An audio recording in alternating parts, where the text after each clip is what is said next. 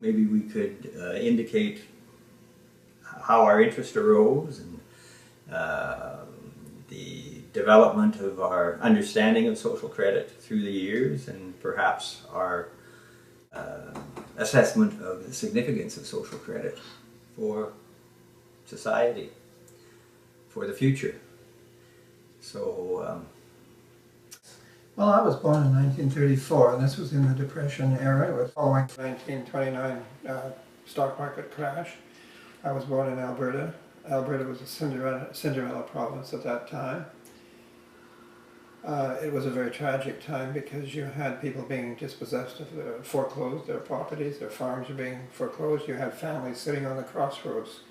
this was before Cinderella was transformed into a prosperous. Yeah, okay, I see. I didn't understand what the Cinderella reference was. Yes, Okay. it was they had The poor province. a serious debt problem, and the province, the economy is very depressed.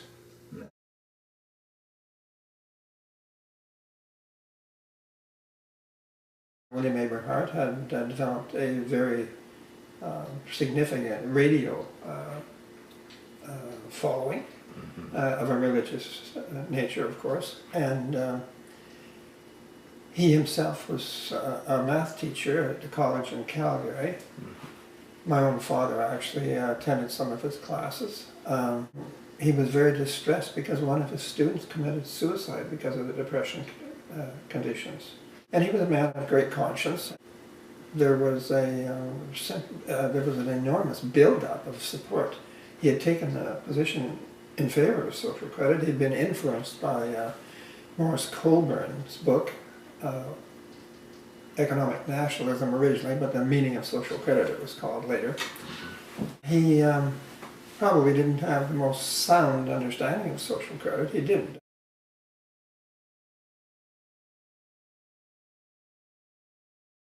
In any case, he was not elected during the first election. They had their election and they literally turfed the United Farmers government. It was a complete. Yes, they got something like 56 out of 63 seats. They just completely demolished them. Yeah.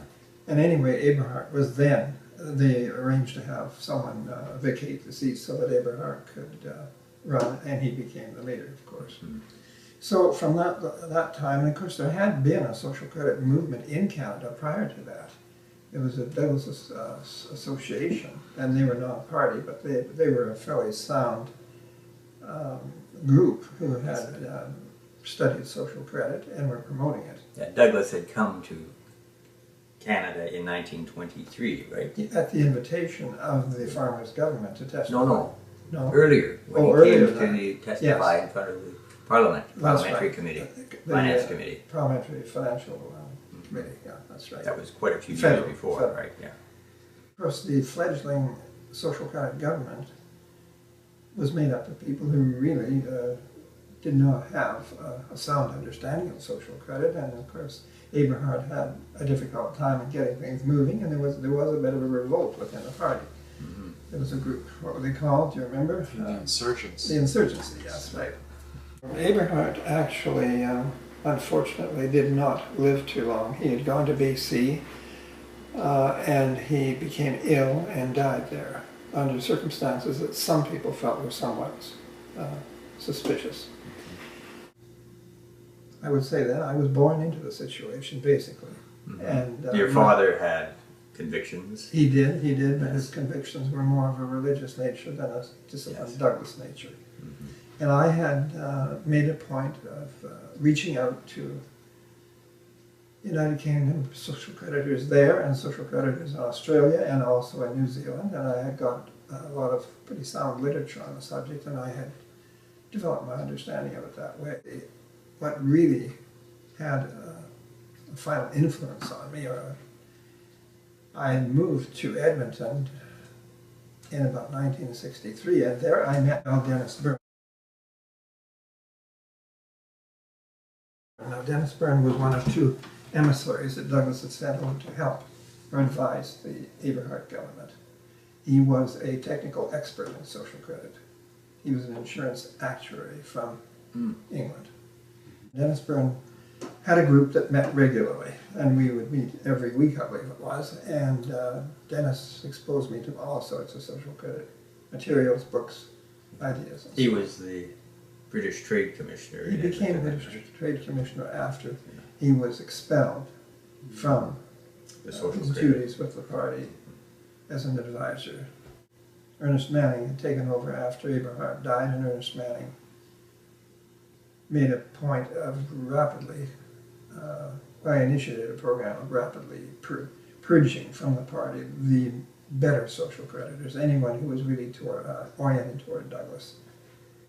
And it was during Manning's time that the study groups were, which had been a mainstay of the movement. They had study groups, and it had been a great assist in spreading the word and educating people about it. Anyway, he diluted It didn't function as a normal political party in that sense, because they had something to teach. Yes. Of an ideological nature, right? Yeah, I don't think they really wanted to present themselves as a political party as such. They were a movement. Yeah. But nevertheless, they were a party. The movement was taken over by Ernest C. Manning, who became the premier after Eberhard's death. As far as social credit proper was concerned, it declined under his guidance quite rapidly. But he remained in power for many years. He remained in power as a from successful politician. 1968, I believe, from 1934. It was a long period. Yeah. He was apparently a fairly good administrator, but it was on orthodox lines. The Alberta government was fairly well administered from a practical standpoint. Douglas, of course, critiqued the government as being little more than state socialism. Mm-hmm. So it lost its Cinderella status and became a prosperous province, right? It did, and Mr. Manning, Ernest Manning, became a darling of the media. Yes. But in part, the province flourished because of the discovery of oil. In Leduc, that's right. Yeah. Mm-hmm. Which would have been the first discovery of oil in Canada, practically, I guess, of any significance. Significance, that's right. And so Alberta then became a prosperous province in an purely orthodox sense. That's right. And so I think maybe it might be appropriate to just backtrack a bit and to deal with the origins of the social credit movement, the British origins. Maybe Oliver would like to say something about that. Well, social credit was first developed by the Anglo-Scottish engineer Clifford Hugh Douglas, born 1879, I believe, died 1952.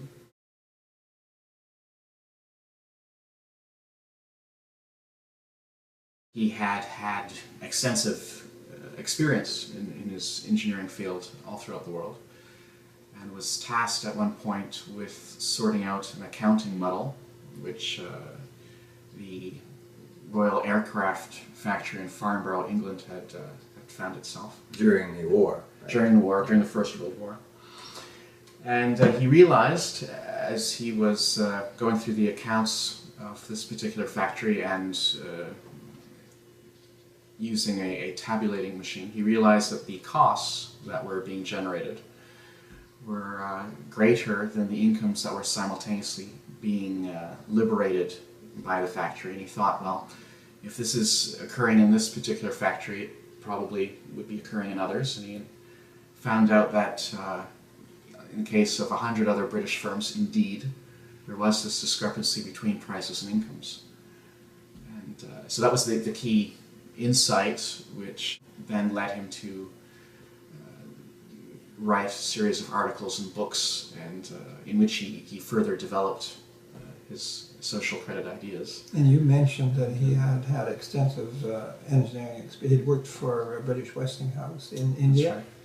I think he was involved in the Buenos Aires Railway project in Argentina. Mm-hmm. He had a number of positions in Canada as well. Yeah, was that Lachine Rapids? Lachine Rapids, and I think also in Peterborough. And of done course, some work in and of Ontario. course, one of the key things was when he was in India, the comptroller of Westinghouse had given him long lectures on credit, which he apparently was rather bored with, but he sort of pigeonholed some of this information in his mind, and it became useful to him later on, when he made his discovery about the price system. Right. And also, one of the big things in his history was in England, in the building of the London subway or tube system, Tube as they system. call it. Right? Post office. It was for the post office. Yeah, post office. But it tube was system. supposedly the first automated tube service. And he is allegedly the one who drew up the electrical specifications for it, which was quite a responsible job in an automated project, I guess. But he said apparently during that period, he said that they would be working, they had the materials and the men and everything was going along, and then all of a sudden they would get an order to stop working because there was no money. Right. And apparently he found that a little bit curious. Rather Anyway, go strange. ahead, Yes. go ahead, Oliver. So, but I think the point you just mentioned is a key point, and so, you know, for those who want to understand quickly what social credit is all about. The present financial system that we have is geared in such a way that production and consumption basically are subordinated to the financial system. So there are artificial limitations on what we can produce, how much we can produce. There are artificial limitations on how easily we can distribute what is produced. And the whole purpose of the social credit financial reforms is to reverse this relationship so that the financial system will follow production, will follow consumption, and will simply facilitate, enable us to do what we want to do with the real physical economy. When you say that, Oliver, you're saying, it seems as though a lot of people, monetary reformers and gold bugs and people like that, they seem to think of money as a concrete thing. Right. Are you saying then that money is primarily just an information system, a accountancy system? Right. From the social credit point of view, money is simply a way of transferring information, so that the program of production can be drawn up, and so that the goods and services that are produced can be distributed to the people that need them. Money need not have any value in itself. Most of the money, of course, that we have circulating in the economy right now is simply bank credit, numbers. And money doesn't really circulate, does it? And money doesn't really circulate. It cycles in and out of existence, right? So, Credit is created for production, and when loans are paid back, it's canceled. Same thing with consumer loans if they're extended. And at one time, consumer loans were more or less an unknown thing, right? they weren't needed. No. Right. No. But they've become necessary because there is this gap between prices and incomes. And so one way of filling that is to extend more debt money to consumers so that they can access production in the present and put off paying for it to a future point in time. Stopgap. And that measure. means that they're going more and more into debt all the time. They're going more and more into debt all the time, and also this, of course, has an inflationary effect. So, Now, why are they going into debt more and more all the time? What is it about the price system that causes the gap? You're saying the gap is getting bigger and bigger as the gap we modernize. is getting bigger Why? and bigger. Well, Douglas noticed, and many people have recognized this over time, that technology is displacing labor. We're able, because of advances in machinery, especially now with computers, we're able to produce more and more with fewer and fewer people actually working. So this means that the percentage of costs, the percentage of prices that is represented by capitalization or capitalized costs is increasing as we rely more and more on machines. So over time, we are having prices increasing because of automation and machinery, and we are distributing less and less. You mean allocated charges in addition to wages, salaries, Yes. and dividends are being added in greater proportion Exactly. to wages, salaries, and dividends. So, oddly, it would seem then that the more efficient we become, the more the financial system becomes impossible to operate successfully. It doesn't function as it should as a distribution agent. Increasingly less Right. as we actually produce more. More. Yes, it's becoming more and more difficult for the financial system to muddle through with the situation. So that means that we are going to be seeing recurring crises, financial crises, And unless this problem is addressed, and of course we're all convinced that the correct solution lies along the principles that were elucidated by C.H. Douglas, unless we address the core of the problem, the financial system will get to the point where it will be completely incapable. So the core of the problem is the fact that we're displacing labor by technology, and we call it a problem when in fact it should be a blessing. It should be a blessing. It's a financial Yes. problem because the financial system is defective. Right. It's called unemployment, and Which is not a tragedy, which is a blessing. If it's it turned ought to be if there was sanity in the system. Yes, and if it were converted, people being able to satisfy their economic needs with little effort should be a boon. It shouldn't be a great problem and a cause of stress in. so we should have most people's sufficiency lives. with more leisure. That's right. That's right. But because we have this obsession with full employment, the need for everyone to have a job in order to justify their existence, we are having trouble, it seems, to make the transition into society based on abundance and leisure. What's the origin of this obsession with employment as a means of income? Well, I think it's a philosophical and an ideological problem, and it goes back to a certain element of society wanting to control policy. It's their will to power and their desire to run the show, and they can't run the show if people are becoming increasingly independent and able to decide for themselves whether they're going to participate in particular projects or not. So it's got sort of a Puritan origin, Yes, no, definitely. a Puritan origin. Yeah. Douglas said that society is hypnotized and that only a drastic dehypnotization can save it. And he was talking about this Puritanism that has been Puritanism. Also a judgmental, that it implies a judgmentalism about your neighbor. So you might think that it's quite good for you to have a comfortable life, but you suspect that your neighbor wouldn't use freedom very wisely if he had it, or if he were economically comfortable, he might get into all sorts of I think we're getting here. activities that you might disapprove of or something. I think we're getting here to sort of the fundamental question of what an economy is really about. It's an economy then is, the purpose of production is consumption. It's not to create work. No, Not a rational economy. no. In other words, efficiency is a justifiable and perfectly legitimate and desirable thing if we could learn how to distribute the product.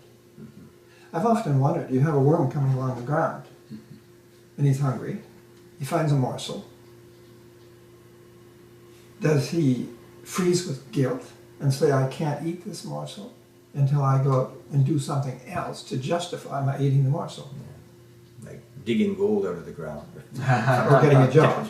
Or getting a job, yes. Yeah. So in other words, we have a wrong conception when governments are almost universally obsessed with the idea that they have to provide employment, and other people themselves are asking governments to do it. Right. We're actually have a misconception of what the economy is really should be all about. Right. Well, you know, when we are capable, physically capable of producing all the goods and services that people in a given nation can enjoy with profit to themselves, it makes, and we can do that without calling on the full capacity of labor. It makes very little sense to insist on a policy of full employment. That's right. Well, And that there was goes back a long way. That goes back previous even to the Industrial Revolution, which multiplied productive capacity many times over. And people were certainly surviving before the Industrial Revolution. They should have survived much better, although in many cases their conditions deteriorated as a result of the Industrial I understand in the days of Merry England they actually had nearly 150 holidays a year, is that correct? I've read that, yes. Yes. Yeah. They were religious holidays, and you were not supposed to work on religious holidays. But the There were people many did others. manage to provide for their needs. Yes, yeah. This idea that you have to struggle to survive economically is very antiquated, and it should be. Well, I've often thought if we can afford to destroy Europe twice in the last century, or a good portion of Europe, if we can continue having destructive wars almost continuously, even after that, into this new century, Yes. does it make any sense to say that we can't afford to do certain things? Well, it doesn't. They had all that military material they produced, and they destroyed it all, and at the same time, people were more prosperous than they had been before the war during the Depression. So simultaneously with this huge war effort, they were able to improve people's standard of living. So you can see how false our situation is in peacetime when we are unable to do all kinds of physical projects. Just So under the because of present shortage of money. system, we can only carry on if we have a continuously expanding economy, regardless of the desirability of the nature of that expansion. Or we have to go financially more and more into debt. Right.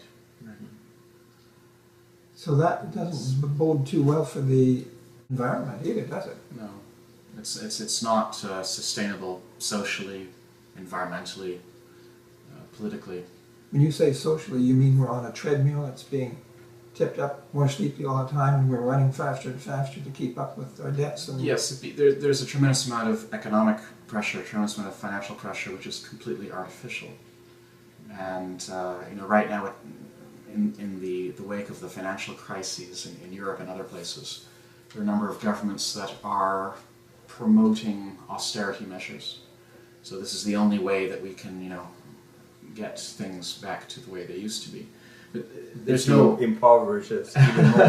well, that reminds me of Douglas. Sounds very rational somehow. Douglas wrote an article, an essay on the impossibility, the falsity of a balanced budget, the impossibility of a balanced budget.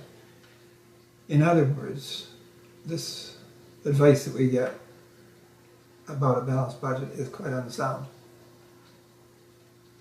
Right. Because there is this tremendous lack of liquidity, of purchasing power in the system.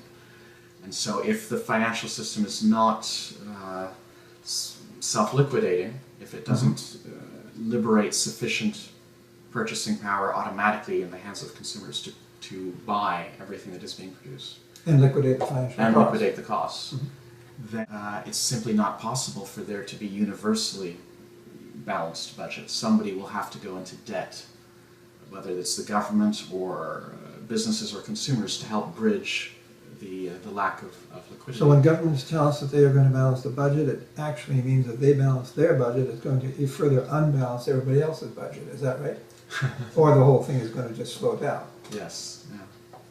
So in other words, it's very bad advice. In other words, if we have the capacity to produce certain things for consumers, and consumers really want those things, should we pull in and conserve, or should we enjoy those things? Right. If we're able to produce with only a certain percentage of the available workforce, then what sense does it make to engage in further economic activity? I mean, the whole purpose of production is consumption. Because I run into people repeatedly, and they say people are spending too much. Right. But they're the same people who will be calling for more jobs. Yes, well, there are all sorts of contradictions within the current economic principles. Yes. And, So in other words, we are being told to suffer when we should be prospering. Right. It's entirely artificial. In terms of, it's not an artificial problem. I mean, people really are suffering, but the causes are not in nature or in human nature. It has to do with Technical nature of the technical nature of the financial system. yeah. And this artificiality of the situation is becoming increasingly clear with the introduction of robotics. Because in fact, if we wanted to, we could have any number of robots doing production today. There's no limitation on the number of robots we could produce. And therefore, if we had a policy of liberating people from employment, we could advance in that direction very quickly. And labor has been rather retrograde in their attitude toward these things because they seem to feel that they have to be guaranteed jobs, right? That's right. They're living in financial insecurity and fear constantly. It's the way the controlling powers govern society, through financial insecurity that practically everyone feels, even if they are, for the time being, in a comfortable position. So there's position, an old expression, I believe, strong on the arm and weak in the head, that was sometimes referred to labor as being like that. But in fact, labor does have a very legitimate concern, but they just don't, they've never been able to see a way out of it that is constructive. Right. They see it, they see their labor as the source of their income exclusively. Now, you've just mentioned something which I think we probably should touch on because it's a source of tremendous confusion. It's important to understand that social credit does not qualify as any kind of socialism. It's not, and it's not in any conventional sense. So, although the word social appears in social credit, people must not mistake social credit for some type of orthodox. Okay, well then let's get because down. social credit is the opposite of socialism, in that socialism is a centralizing philosophy, and social credit aspires to establish every individual in his own security and his own passive evolution through life. As Douglas said, so that every, Very decentralizing. rather than imposing any kind of a preconceived idea or utopia upon society, he suggested that we should all be freed more and more so that we can create our own individual utopia. In other words, the life that we feel that is important to us. Right. Okay, then we're talking about social credit. Let's get down to the origins of that. What do we mean when we're talking about social credit? Going back to what?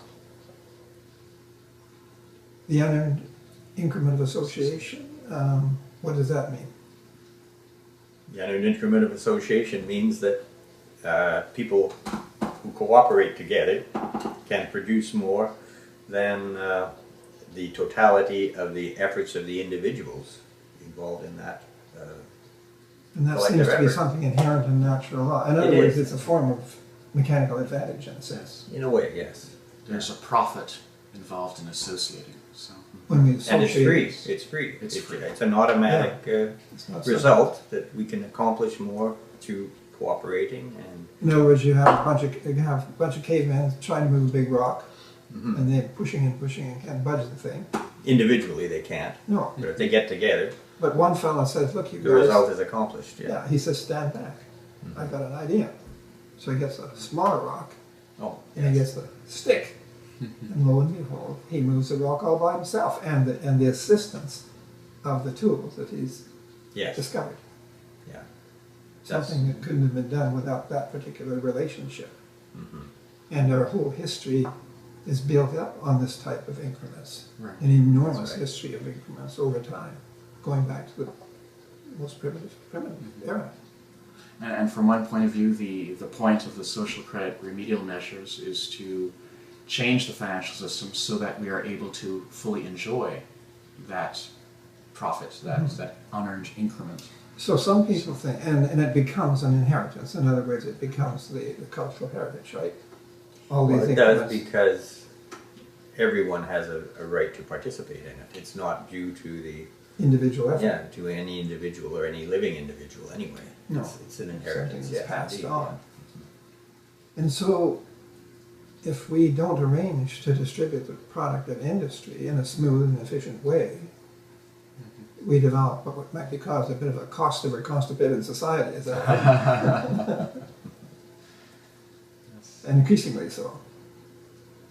And so we devise more destructive means of distributing incomes, like excess capital production, war production, irrelevant production. Yeah, gigantic bureaucracies that don't really add to the wealth of society in any way. They just keep Paper people busy and pushers. distribute incomes. Yeah.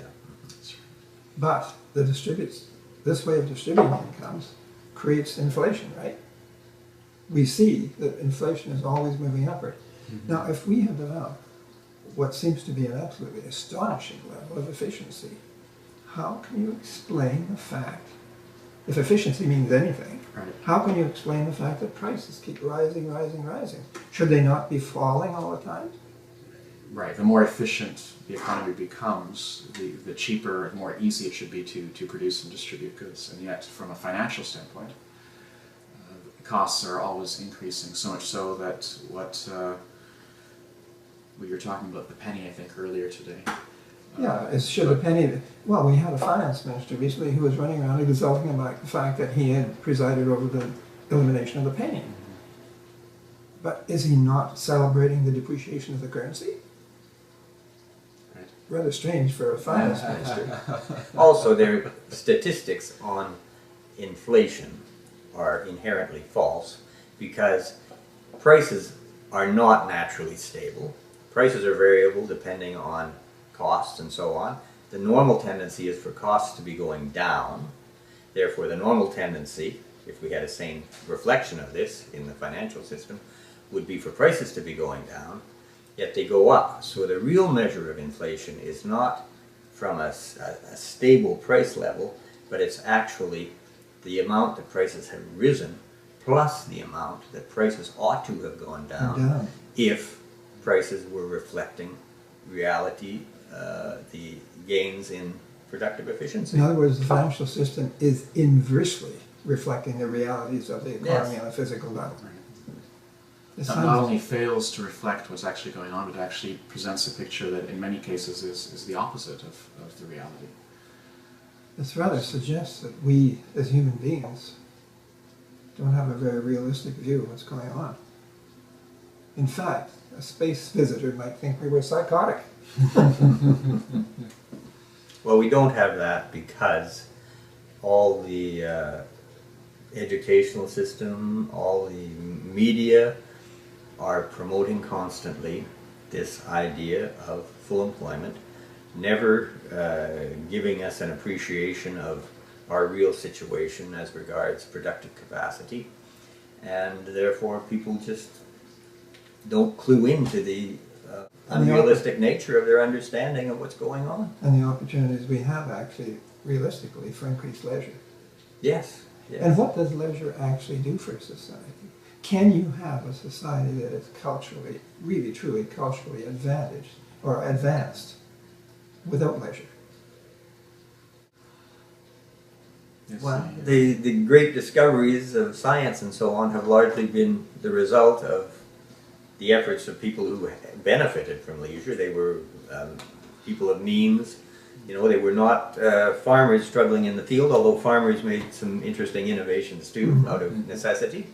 But science has been advanced by people who had the time to think about things and experiment and tinker. In other words, You know, people who are tinker. drones in a factory system are not necessarily the most creative type of people. That's right. You don't get they don't have the chance. No, they don't have a chance, that's true.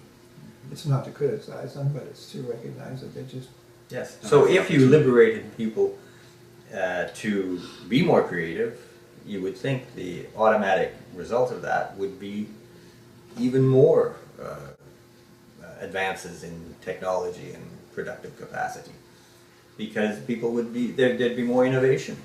What does this system where you have an increasing gap between incomes and prices, what effect does it have on relationships amongst human beings as individuals, in associations, in the workplace, between nations? Right. Well, if financial credit is scarce and we all need it within the present system to live, then there's a tremendous incentive for governments, businesses, individuals to try to get as much of it as they can without going into debt. And that often means that they will do things that are illegal or immoral in order to secure their position and to ensure that they are not the ones who are being forced to borrow. So I think it creates a lot of conflict, a lot of completely unnecessary conflict. Between labor and between labor and business, capital, between every individual, Yes. excessive competitive between environment. different nations who, Yeah. who try to out-export each other. Why do they do that? Different cultural groups, because Yes. everybody is competing for this advantage in the economy. So in fact, practically every group that can differentiate itself in society becomes in a measure an enemy of the others. Any group that has a collective sense It says becomes an enemy of the others. So this is a very socially destructive situation. in a way, we're it's like a bunch of people were confined in a room, a very large room. There was say a few hundred people, and someone proceeded to seal up the room. And as people were breathing and breathing and breathing, they were exhausting the oxygen more and more.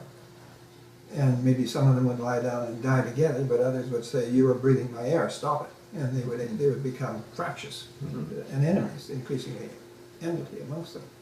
In other words, it's artificial scarcity putting pressure upon people, which causes a... Douglas said once, I forget the exact words, but the essence of it was that if people are being irritated, maybe the best thing is not to irritate them. In other words, to remove the source of the irritation. I think that because another aspect of this, of course, is that with all this conflict within a society and between different societies, there's a tremendous need then for government to increase its control over society in order to try to keep these warring factions at peace. You know. So this is what leads us into increasing legalism, more and more laws, more and more restrictions, more and more regulations, more surveillance, more surveillance. And the government intervening in every aspect of society through the taxation system, which is another largely unnecessary phenomenon. So they're running business because they're subsidizing business. They're subsidizing culture in all respects. So you get a sort of a tunnel culture with the only government-approved stamp. And government, rather than regarding itself properly as a servant, is becoming increasingly to regard itself as a master. Yes. And there are a lot of arrogant people attracted to it for that reason. So it gets worse and worse. In other words, the system tends to provide an opportunity for the wrong type of people to get into positions of power over their fellow man. That's right. And that we have had a history, a long history of 2,000 years, perhaps, in trying to free ourselves from the arbitrary power of the king or the temporal power. The Magna Carta, the Bill of Rights, and all of these things, the common law. And these things are all being gradually eroded by government, which is becoming more and more arbitrary and thinking that it is, as we said, more the master of the people than the... And regardless of whether it's being done out of whatever motives, that doesn't change the fact that it's a highly undesirable thing. Perhaps we should just backtrack a little bit about the English origins of social credit. There was a very intellectual journal in Britain called A New Age, and it had attracted numerous well-known writers. Originally, it was a Guild Socialist paper, and it was edited by Alfred Orage, or A. Orage.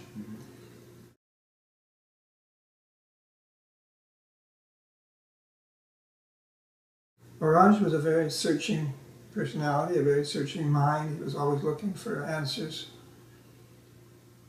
He came to the conclusion, when meeting Douglas, that Douglas had really solved the problems that they had wrestled with. He saw that Douglas had analyzed industrial society and the financial system under which it operates.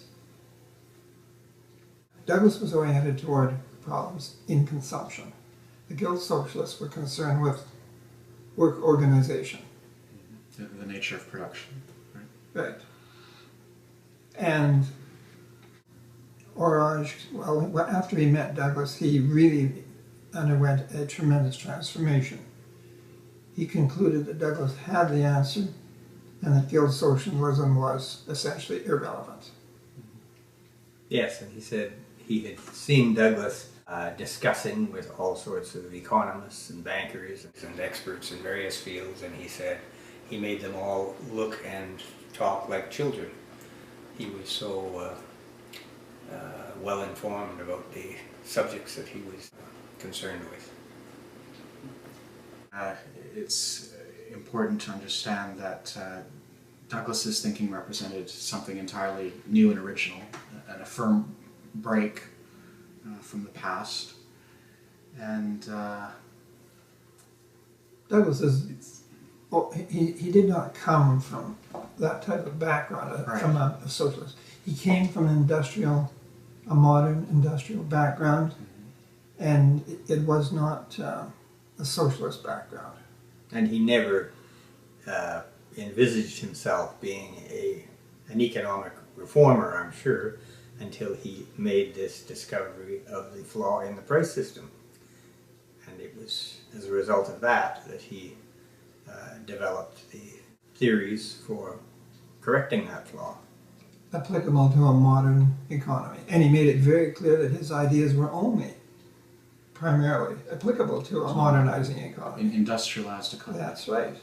Where capital costs were becoming greater and greater relative to wages, salaries, and dividends. Orange wrote an essay. I think it was an editor's journey. But anyway, in that essay, he made it very clear that he had departed from guild Guild socialism. socialism, right. There are some people who seem to think that there's a relationship, but it does not hold. Well, and as a matter of fact, Douglas made a number of comments in his various works that I think should make it clear that he himself did not regard his ideas as an organic development of guild socialist theory, but Precisely. as something. Indeed, he and Trying to Orange do different- criticized guild socialism. Douglas criticized it in his works. So I think that there is not even a tenuous relationship there. I think it's a totally different, it's a brand new development, as you said, Oliver. We have discussed the defect in the price system whereby costs and prices are rapidly advancing relative to earned incomes, and the necessity to fill the gap with debt if we're to carry on at all. But the true cost of production is consumption. And in fact, if you take a look at the economy as a whole, we're actually producing far more than we're consuming, if you include capital as well as consumer production.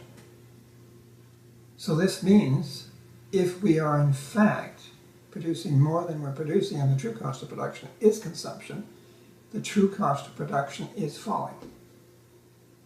And it would be only reasonable to expect the financial system to reflect that fact.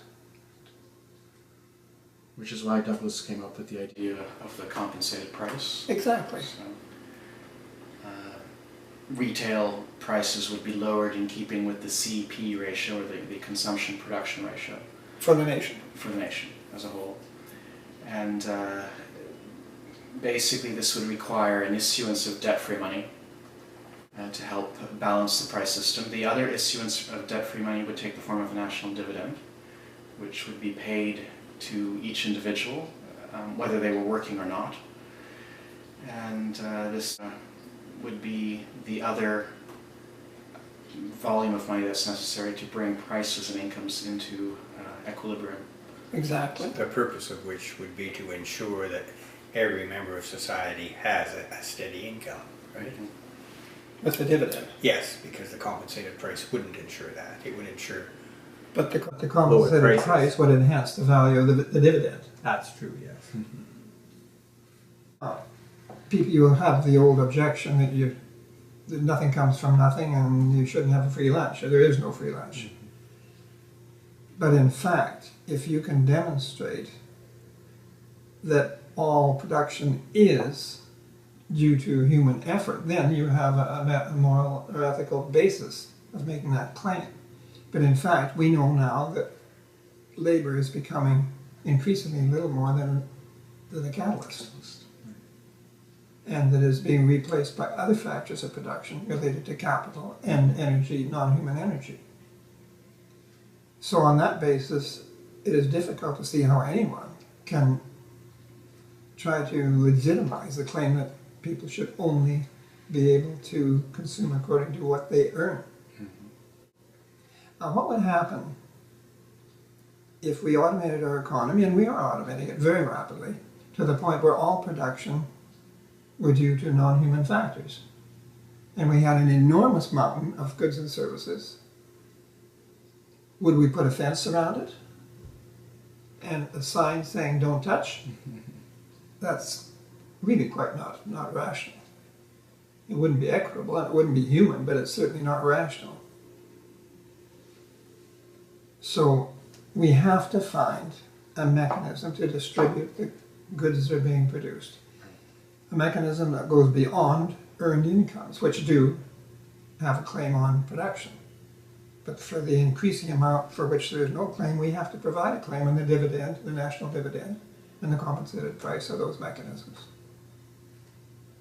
I think we should also perhaps mention that when social creditors talk about a national dividend, we're not talking about the exact same thing that is supported by certain circles when they speak about a guaranteed income or a basic income.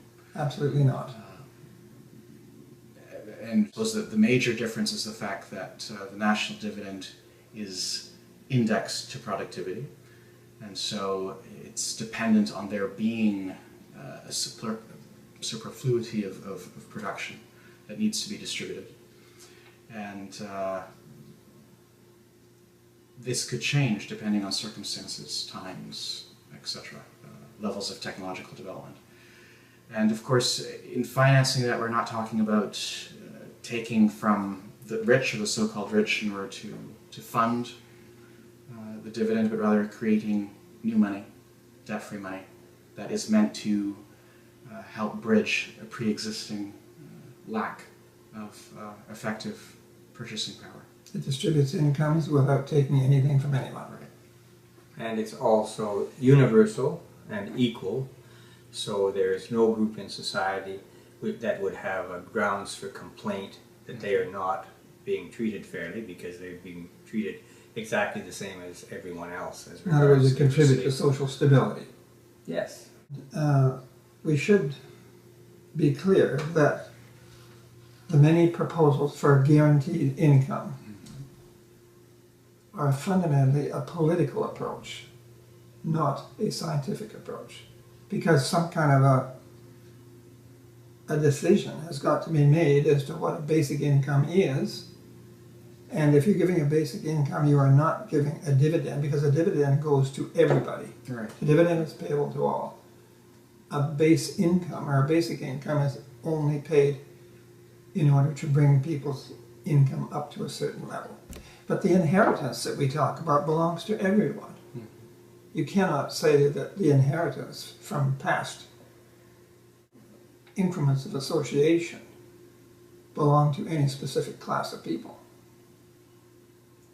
It's something that everyone deserves by right of birth. An inalienable right of birth, by birth. A guaranteed income is also an arbitrary figure that the government establishes. It's not necessarily related in a realistic way to the production and consumption of society. In other words, it's not something that can even be guaranteed necessarily. No. A dividend can be guaranteed because it will vary with the productivity of the nation. Mm-hmm. And that is a legitimate and an honest promise or claim to deliver. Also, it is surely a fallacy to say that there's no such thing as a free lunch. And it is extremely presumptuous and arrogant on the part of individuals to say that, because we're living in a world in which we have innumerable things for free. We have air for free, water is free, gravity is free, sunlight is free, and life is free. Yes, our lives are free. We've been given our lives without doing anything for them. Mm-hmm. And so that narrow perspective that there is no free thing on earth is very unrealistic and distorted. And it falls to the advantage of those who can control resources in giving them an unfair, wrong control over their fellow man. That's right, yes.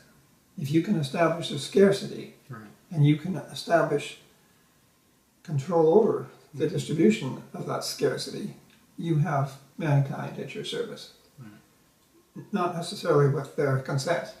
Right. It puts you in a position where you can impose a policy on people. So Douglas said then that he said that what are we trying to do? He asked the question. We're trying to build a new civilization, mm-hmm, a new civilization in which there is absolute economic security. For everyone. For everyone.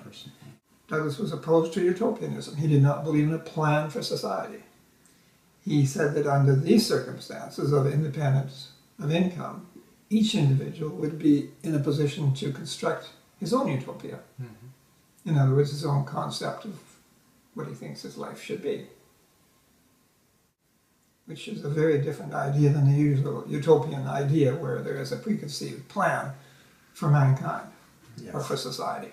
And everyone has to conform to plan. That plan, which is developed by some kind of elite or So Douglas said that we don't know what's the civilization, how it's going to evolve, but he thought that it would evolve in the most positive manner, where people have maximum independence of income and security, material security, where every man shall sit under his own vine and under his own fig tree, and none shall make them afraid. Yes. And it's a situation that would allow people to become increasingly responsible too. As things stand, they don't act responsibly in many respects because they're not given the opportunity for it. You mean they would be responsible for doing the spending of their income more and the government less? That's right. I see what you mean. And that Douglas referred to as immanent sovereignty, right? Yes. And only with that capacity are people able to grow and evolve. And Douglas said the end of it all is unknown, but that is the proper way for society to evolve. And this particular concept of life would obviously be anathema to those who would control their fellow man. That's right. And that may be one of the reasons for the rather great opposition to social credit historically by those who are in power, the financial interests. And That's so right. No, very few people realize that social credit was a major international movement in the interwar period between the First and Second World Wars. But it was in many, many countries, all the Commonwealth countries, and Japan, and France, and even in the United States, there were some groups yes. in New York and other places. That's right. Yeah. Gorham Munson was one of the social credit leaders, the prime one probably, in the United States. He wrote a book called Aladdin's Lamp, The Wealth of the American People. And it's a large book, about 300 pages or more. And it contains a lot of excellent resource material. Douglas and Munson did not entirely agree on all things. Mm-hmm. Probably less in the area of international politics. But when it came down to technical matters, I think they were very, very close agreement. So the book is well worth reading if you can get your hands on it. It's usually available on the internet. And Munson's works have recently become freed from the restrictions of copyright. And talking about books, what is this? Well, I have just published, just this year, a 548-page book focusing on the economic dimensions of Douglas's thinking. So this is the book here, and of course I had some help from both Wally and from Bob, and there's a tremendous amount of effort, and I have tried my best to present all of Douglas's key ideas in a clear, systematic, and comprehensive format. So if anyone wants to know the details concerning the economic dimensions of social credit thinking, I think that this would be a good place to start. It's heavily footnoted with a lot of references from Douglas, and I don't know if either of you two want to add anything to... Where is this book available? This book is available in many different places on the internet, but probably the easiest way to get a hold of it would be through Amazon, either the American Amazon site or the Canadian Amazon site. It's also available in Europe, Great Britain, France, Germany, Italy, Spain, through the respective Amazon sites in those countries.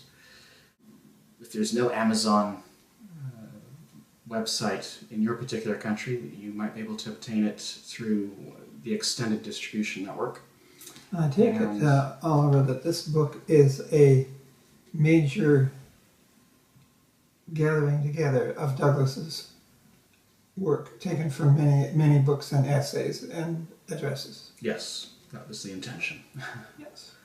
So that the student would have access to a very Comprehensive. good and reliable and comprehensive resource. And there's another book there. Yes, and I also published this smaller little booklet dealing specifically with the relationship between social credit economics and the social teaching of the Catholic Church. This also was published just recently this year, available through the same Amazon websites. And it's something that anyone who has any interest in Catholic social teaching or just Christian social teaching in general would want to get a hold of. As it explains not merely that social credit and Catholic social teaching are compatible, but the degree of affinity between them is so great that I think any Catholic who is genuinely interested in applying in a concrete way the Church's teaching should take social credit seriously, should take the time, the energy to figure out what it's all about. I think it should be understood that social credit was not formulated with the view of accommodating it to any particular religion or ideological or philosophy or a theological position. Douglas proceeded strictly upon inductive lines in investigating the nature of the problem, the accountancy problem, that was encountered at the Royal Aircraft Works in Farnborough. It was only later that social credit was, shall we say, discovered to be compatible with Christian philosophy. And Douglas said that the main challenge facing us from a theological standpoint is the incarnation. The doctrine of the Incarnation. And that means that the incarnation is a taking of a physical form. In other words, Christianity has a message. Is it to be an abstracted message, or is it to have real meaning in our organic lives? In other words, he was saying that we have to apply these principles to our everyday affairs if we want to enjoy the most abundant possible life. Right. Faith without works is death, and so means have to be found to apply the essentials of the Christian message. And social credit economics is one way of doing that on the economic plane. Yes, now when it comes to social credit, many people see the word social and they think in terms of the dividend and so on, and they conclude that it is a form of social, that it's socialism. But social credit is distributive. It is not accumulative in the sense of power. We don't want to involve the government in the business of normal production and so on. That's not the objective. Socialism definitely stands for the nationalization of the means of production, so that things are planned and administered from the center. Social credit is the exact opposite of that, because it distributes credit power to individuals in terms of increased income and in terms of lower prices. So in other words, social credit has nothing to do with a planned economy or with redistributive taxation or with nationalizing the means of production. It's a sharing society. Right. It's a sharing society, very definitely. And increasingly sharing as non-human factors of production are responsible for production. But that is a totally different thing than socialism. And from a Christian standpoint, I think a sharing society is the appropriate form. Douglas seemed to have struck upon a means of distributing the communal capital or bringing the benefits of the communal capital to the individual without nationalization of industry. In other words, it is a beneficial ownership, but not a direct ownership. And it is realized in the form of greater access to consumer goods through the dividend and the compensated price. Now, you mentioned that it would be debt-free. Now, in a sense, that is true because these credits would be, you would establish a national credit office, and that would be an inventory of all of the national assets, which, if used for production, could result in costs and prices. However, the dividend and the compensated price, the credits created for them, are definitely an item of consumption.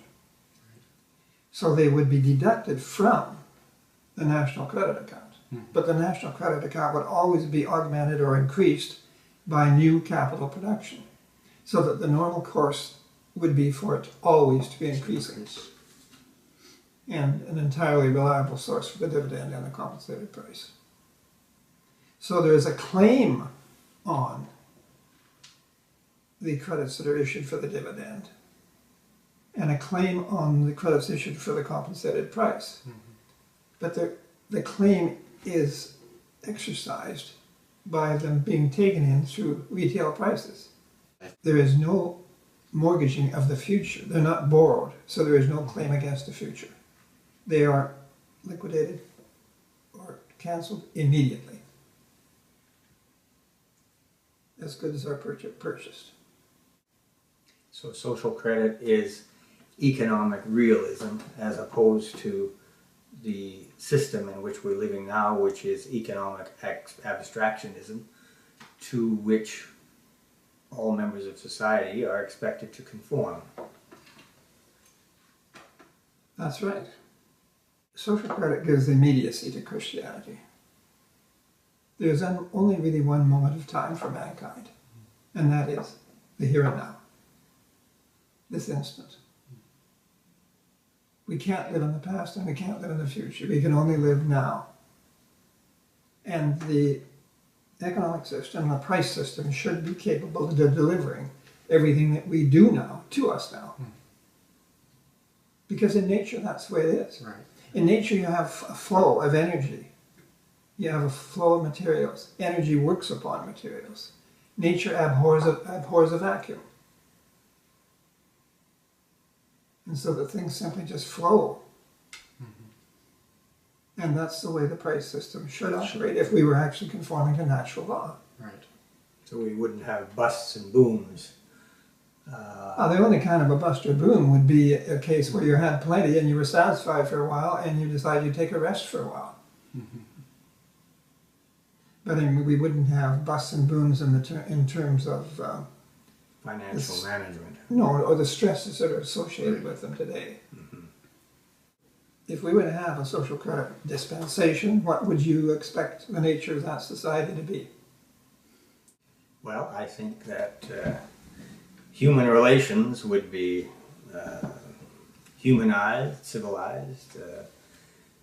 People would not be in a position of being excessively competitive with others. Ethics would enter into human relationships It would and to be- business relationships. It'd be easier to be ethical. Whereas under the present system, angels could not run it, and it's very difficult for people to be ethical Right. in a situation where you're trying to beat a mathematical impossibility. And it's every man for himself, Yes. because everybody's under such financial pressure, they have to function in that way. Well, is this not the Christian message? I would think so. Do unto others as you would have them do unto you. Right. We'd have greater leisure. Mm-hmm. What does that mean for creativity, for culture? It certainly creates more opportunities for it. What people would do with it, no one knows, but surely we have to have confidence in our fellow man to the extent of giving them the maximum opportunities for their own development. Some people say that that's not safe because people aren't reliable. They are innately fallible or even evil. But are we to judge? I thought we were not to judge. That's right. Take And them- also, the beam out of your own eye before you try to remove it from somebody else's, right? Yeah, seems to be almost a natural tendency to assume that other people are less reliable or well motivated than you are personally, because few people would make that judgment about themselves, that they are And yet inherently evil and inherently disposed to do wrong. Why would you make it about your fellow man? Exactly. And why be a busybody trying to plan your neighbor's life? That's right. You don't appreciate it when your neighbor is doing that to you. There's an old expression, I think, saying mind your own business is sadly in need of attention. But we should understand too that Douglas illuminated Christianity by showing applications for it that really were, I think, not conceived of before. Right. Because he showed that there was a means to apply Christianity in the institutions of society, in the economic institutions, in the political institutions, in social institutions. And this is quite a revelation, but surely it is only sensible that if you have a comprehensive philosophy, it should apply to every aspect of life. Douglas did say that you begin with philosophy, you go on to policy, and then you go on to administration, right?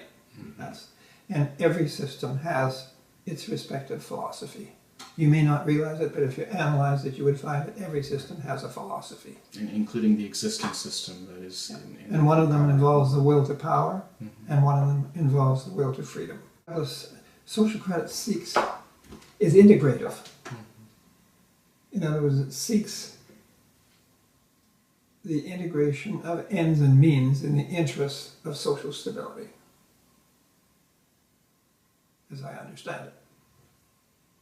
So we could then expect to have a more leisure society. We could have one in which abundance certainly was available for all. What about the questions of equality? Are social creditors concerned with equality as such? Well, I think the only form of equality with which they would be concerned is equality under the law, equality before the legal system, because there's no such thing as equality as between individuals. Right. Every individual is distinct from every other in every respect. And is every advance in society not achieved by a form of inequality? In other words, someone has to step ahead in order to... Every innovation begins with innovation. The minority opinion of one person. And if you theoretically could establish equality, it couldn't last more than a nanosecond. And also it would require driving everybody down to a lower level, because those who are already at the lower level and can't rise above it could not be surpassed by anybody else because of this. In order to maintain strict equality. Yeah. In other words, and also does not the concept of equality contain the seed of envy? It does, because it involves people comparing themselves to others all the time, I guess. Yes. Making sure that nobody else is... So in other words, we should try to compete with ourselves to do that which is good, because that which is good is good. In other words, to excel, but not to excel in order to diminish your neighbor. That's right, yes. We should all be happy to see our neighbors' personalities flourish, and expand, and for them to become... the world a better place. Yes, that's right. ultimately what we want. That's right. And the world can only become a better place if each and every one of us is enabled to become more of a whole person, not by tearing anyone down. Yeah. That would be the very definition of a better place, wouldn't it? That's right. So in other words, social credit is not some kind of an airy-fairy dream concept. It is based firmly on our ability to produce goods and services in abundance. And all we have to learn is how to distribute those goods and services. We've perhaps dealt with it a little bit before, but the question of peace, international tranquility, would be almost virtually ensured, because there would be no reason for people to go to war anymore, because they would all have internally sufficient purchasing power, and they wouldn't have to export the old exhortation to export Or die. would die. Yes. The idea that without exports we will die it's almost false in itself, because in fact by doing that we create international tension, which brings us to war, and we do die. And when you take that element of extreme competitiveness out of international trade, then there's no incentive to keep your neighbor down. And in fact, countries that are less developed should be able to benefit from direct advice on how to improve their productive capacity in order that they internally can have a better life. And no one would be concerned. They would, the world could rejoice that everyone was living better. We would stop talking about economics all the time and we'd start living. Because we wouldn't have to be concerned. We don't have to look at the paper every day. Oh, the stock market's going down. Oh, the stock market's going up. Oh, employment is going up. Employment is going down. Economic disaster is around the corner. We wouldn't be thinking in those terms. We would be thinking in a calm, assured manner and go about living our lives in a productive, in a happy manner. One of the points that Douglas makes very strongly is that the social credit measures should enable us to put economics in its proper place. Actually, if you think about it, in a way, if we could achieve total efficiency, and that's a theoretical concept, so that no human hand ever had to touch production, but it was all done by automation and artificial intelligence, would we not then have destroyed economics? The end of economics. We brought the end of economics as we know it, as defined as the allocation of scarce resources. That's a rather startling thing to say, but in a sense, theoretically, it is true, right? Because do animals and birds, and the beasts of the field, and the fish of the sea, and the birds of the air, do they have economics? They don't. And they don't change their environment like we do. But nevertheless, some forms of life do change their environment somewhat. Beavers build dams, birds build nests, and so on and so forth. But insofar as we do have to have economics, we have to have some rational way of conducting it.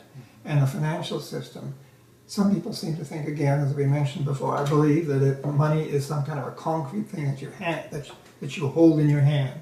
It doesn't has some value in itself. Yeah, and the less value it has in itself, the better, because, in fact, it is, in the modern industrial world, it is simply an accountancy system which registers the generation of costs and the cancellation of costs.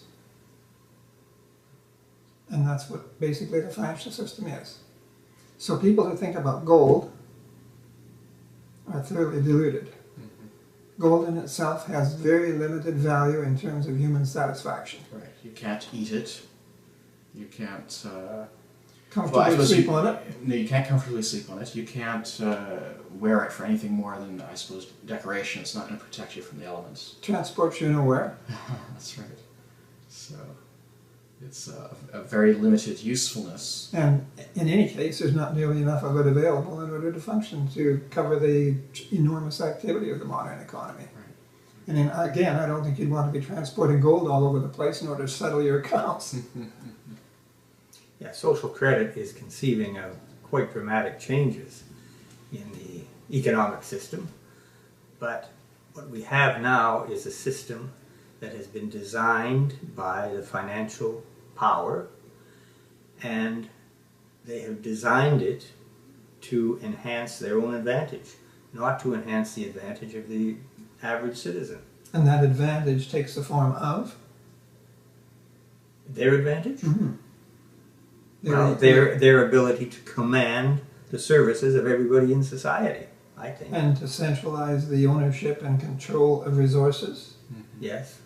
And thereby to work towards centralized political control on a global scale. That's right.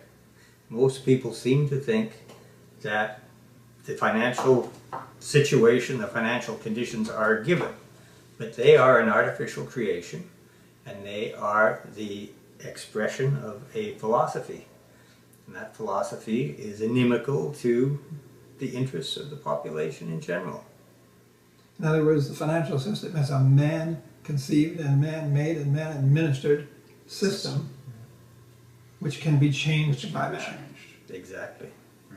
and which needs changing and must be changed. Right. And I think the obvious sign of that is what is physically possible should be realistically possible, financially possible, and under the current system, what is physically possible in terms of production and consumption is not actualized. Some people say that this argument is invalid because of the quantity and velocity of money. In other words, one unit of money, they say, can be used to cancel multiple costs. Is that a myth or is that a reality? Well, I think it's a myth because money comes into existence when loans are made, and it goes out of existence when loans are paid back. So every cost has to be met, and once it's met, the money used to pay it is destroyed. So we have to start from scratch. So in other words, if a vendor receives money, he's not going to pass it on as purchasing power to someone else. He's going to pay off his debts and restore his capital. Otherwise, he goes bankrupt. He will go bankrupt. In other words, it is short-circuited. In other words, in fact, it is almost correct to say that money doesn't really circulate. Mm-hmm. It is issued and withdrawn. Yeah. So the idea many people have that it's more or less a permanent stock that is always in existence is wrong, because it may be a pool, but it's a pool with a constant inflow and a constant outflow And there's a claim because on of it, the a creation and destruction of credit. And there's a claim against all of it. Yes. Yes. So in other words, Yeah, the banking system claims ownership of the money it creates. in other words, the idea that a unit of currency can dance all over the community constant cost is pure humbug. Right. It's nonsense. What about the use of savings? Savings for production. What does that do? We're always told that we should save and invest. Well, What it seems happens? to me if you are getting an income from production and you save a portion of that income, then you have withdrawn some capacity for purchasing the production, because you've immobilized a part of the purchasing power that flows In other from words, it. you have prevented the cancellation of the cost of production because you were withdrawing it from purchasing final goods. That's right. And if you reinvest it, If you reinvest it, the deficiency, the original deficiency would then be restored. However, you have simultaneously created new costs, and there's no purchasing power in existence at that point with which those costs can then be met. and if that money did not go back to cancel costs but was simply reinvested and reinvested, you would be creating costs according to Multiply the number of costs. times it was reinvested. Right. So in other words, you are actually multiplying costs without creating any new purchasing power. That's right. So there's something wrong with the current theory of savings and investment. So what did Douglas say? All He said we needed new credits for new production, so production should not be financed from by savings. savings. And in a way, that is often done today, right? It's the usual way, probably the way it's done today, because business is financed by new credits. So there are a couple of items that are that Douglas gave a completely new perspective on, and critical ones. And then, of course, there's a question of taxation. Douglas believed that, without getting into the whole story, he certainly believed in ending taxation upon physical assets. Right. There should no longer be any property taxation, because this has a damaging effect, and it discourages people from improving their property, and furthermore, it can be confiscatory. In other words, he said a form of capital assessment. And we should mention too that a lot of the forms of taxation that exist at the present time exist because the current system, financial system, is dysfunctional. And so if you were to fix the financial system, then a lot of the taxes that are currently collected would no longer need to be collected, and we could actually reduce taxation. So that would be another benefit of social credit, a very big one, because there's an enormous amount of bookwork, accountancy, legal costs, and so on associated with all of the issues surrounding taxation. And the people who are involved in that activity are relatively privileged in the present system. So there's a strong incentive for them to encourage the taxation system to be made more complex and more onerous so that their services will be required. That's right. So part of the challenge is to convince them that they would be happier if they had more leisure with sufficient income. With sufficient income. And to have non-exploitative relations with their fellow citizens. Exactly. Yes, human relationships, labor relationships. You cannot command services from someone if they're unwilling and they're independent. But if they're on the verge of starvation, it's not hard to command their services. We've touched on that before. So the whole basis of human relationships would shift from one of compulsion or coercion to one of voluntary cooperation. Yeah, Douglas didn't have anything against hierarchies or organization, but he did think that participation in it should be voluntary. Mm-hmm. In order for that to be, people have to have independent means. Mm-hmm. And also that the hierarchies, whether it's in the field of production or government, should be serving the common good. In other words, and Douglas also said that he was aiming at economic democracy. In fact, political democracy without economic democracy, he called dynamite.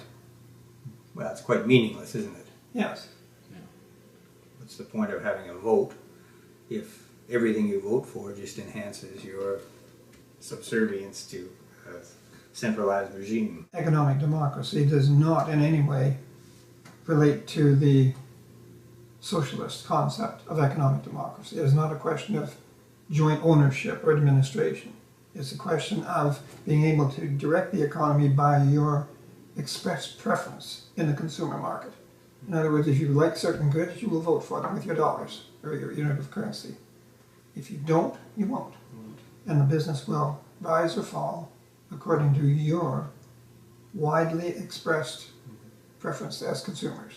Right. Now, of course, somebody might object to that and say, but that's the way the system functions already. The response to that is that the power of consumers to determine the program of production is significantly conditioned by the lack of purchasing power. So very often what people presently spend their money on is merely what they can afford and not necessarily what they would really like if they had sufficient income to buy whatever the economy is capable of. And if you have insufficient income, you will join the forces. You will go to war. You will engage in projects which you may think are redundant, irrelevant, or even maybe undesirable. Mm-hmm. Only to earn a financial income. So if you're going to be engaging in a program of waste of that magnitude, would it not be far more rational, equitable, human, to distribute the product automatically, dynamically, right, through the dividend and falling prices? So this has tremendous ecological implications. Yes, it does. So one would wonder why environmentalists would not be quite favorably disposed for social credit. Might it be too much to say that any environmentalist who is generally interested in preserving the environment, reducing pollution, repairing the environment, any such person really should be a supporter of social credit economics, because anything else is really going to be ineffective in delivering the sorts of goals that they want to achieve. And analyzed irrationally. Mm-hmm.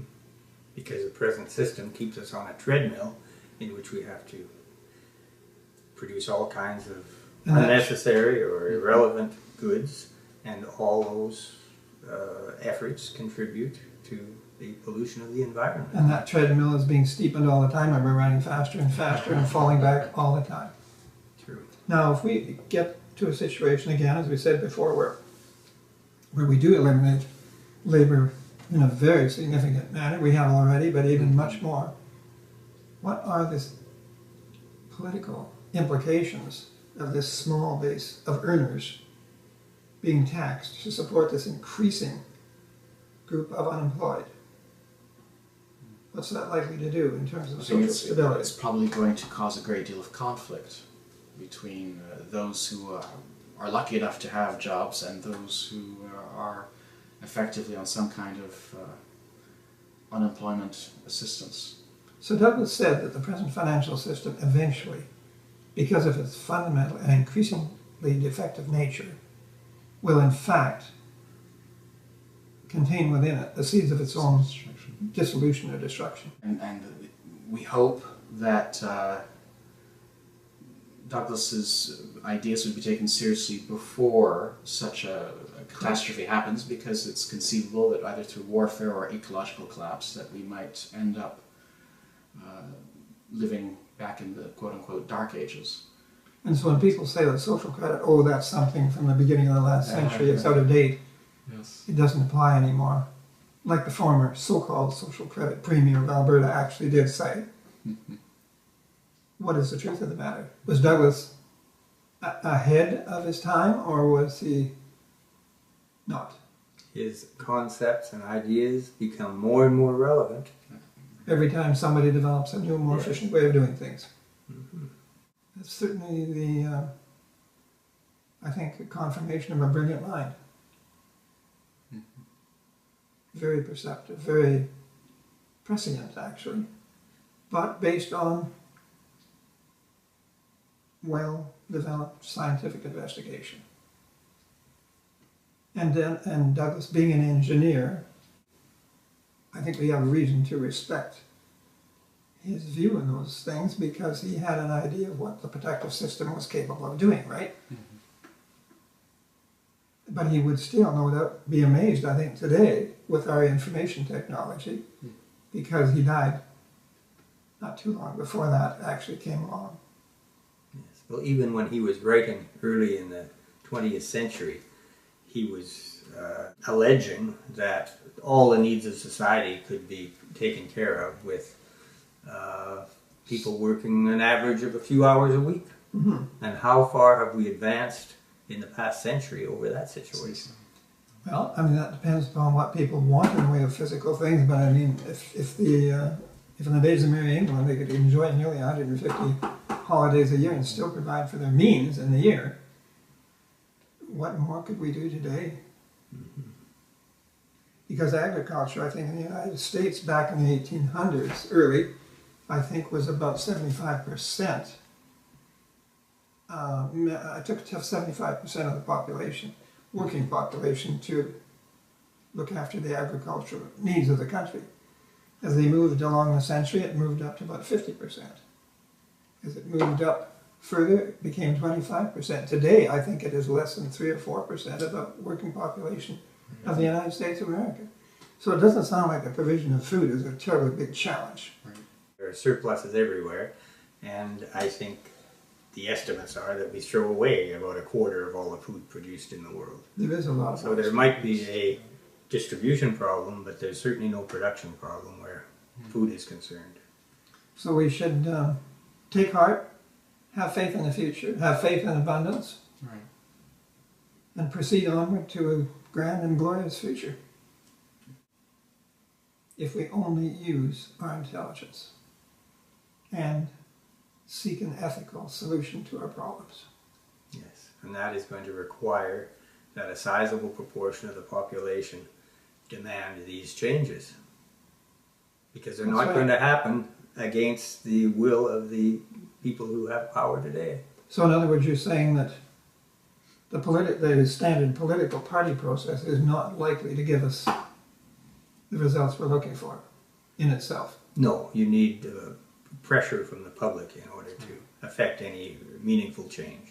So we need... Because the politicians have more pressure from the top than they have from the bottom now. And when And the it's our fault if things don't improve, because we have every possibility of exerting that pressure. In other words, if we don't let the politicians know that we know what's going on, we want it fixed promptly, properly, and permanently, Right. and if they don't do it, they're going to suffer the ultimate political penalty. They will no longer be in office. In other words, when we let the politicians know that we, the people, know what's going on, we mean business about getting it fixed, and we have more power over their destiny, their fate, than their present benefactors and supporters, then they will respond, even if reluctantly, Right. to that They'll challenge. have no choice at that point. At that point, they will have to shift their allegiance back to the people where it belongs. They will no longer be able to continue this trend toward arbitrary action, regardless of what the people want or what's good for them. Perhaps it's worthwhile concentrating, just delving in a little bit more to the core of Douglas's analysis. Douglas said that the true cost of production is consumption. And the idea is that the price level would be regulated on a macroeconomic level according to the national ratio of consumption to production. This does not mean price control. It's a price regulation, and it's a macroeconomic thing. There is no contemplation whatsoever of controlling or attempting to control individual prices of commodities or goods.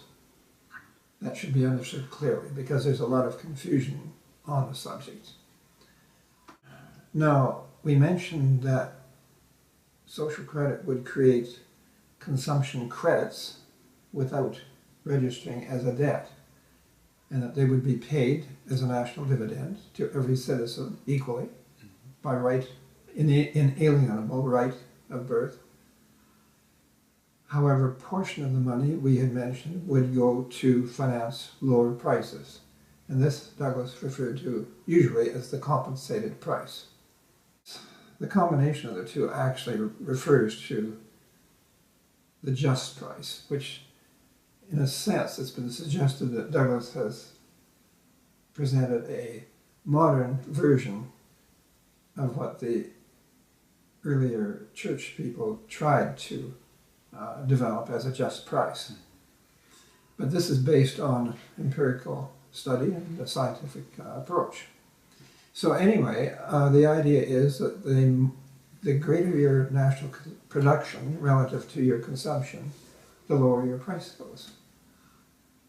So the money would be issued for the dividend and also to the retailer at point of sale, or at point of sale.